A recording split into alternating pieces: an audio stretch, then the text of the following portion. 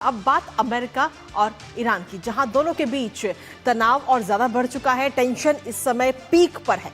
America कभी भी Iran पर हमला कर सकता है और अमेरिकी राष्ट्रपति डोनाल्ड ट्रंप ने धमकी भी दी है कि अगर 10 दिन के अंदर ईरान ने डील नहीं की तो उसके साथ बहुत बुरा होगा।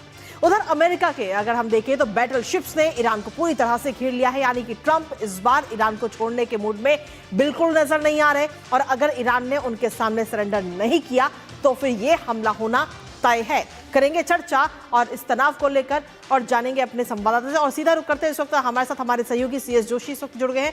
सीधा उनका रुख करते हैं। सीएस जोशी, सीधे तौर पर अगर हम देखें तो कहीं ना कहीं तमाम सवाल इस समय खड़े हो रहे हैं कि वाकई क्या मिडिल ईस्ट में युद्ध की घंटी इस समय नजर आ रही है?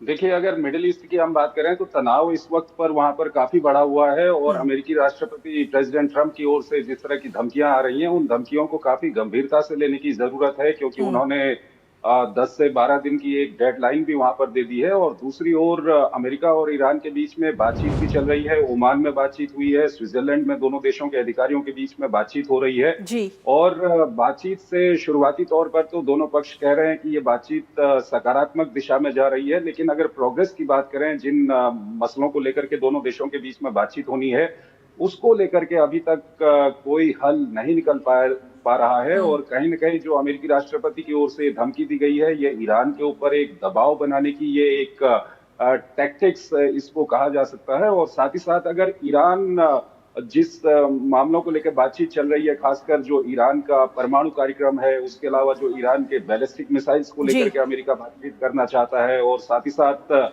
ईरान किस तरह से इलाके में जो प्रॉक्सी गुट हैं, हमास है, हिजबुल्लाह है, दूसरे गुट हैं, हुती हैं, उनको समर्थन करता है, उसको लेकर के वो बातचीत करना चाहता है। ईरान के अंदर जो प्रदर्शनकारियों पे कार्रवाई हुई है, उसको लेकर के अमेरिका बातचीत करना चाहता है, लेकिन ये बातचीत अभी कहीं इस पर प्रोग्रेस नहीं हुई है। हालांकि ईरान की ओर से ये संकेत दिए हैं कि वो न्यूक्लियर कार्यक्रम को लेकर के थोड़ा झुकने के लिए तैयार है, लेकिन बातचीत अभी तक कोई ऐसी आगे नहीं बढ़ पाई है कि फिलहाल सीधे तौर पर हम देखें सीएस जोशी, तो इसमें देखना होगा कि बातचीत आगे बढ़ पाती है या ये हमला ट्रंप की तरफ से किया जाएगा।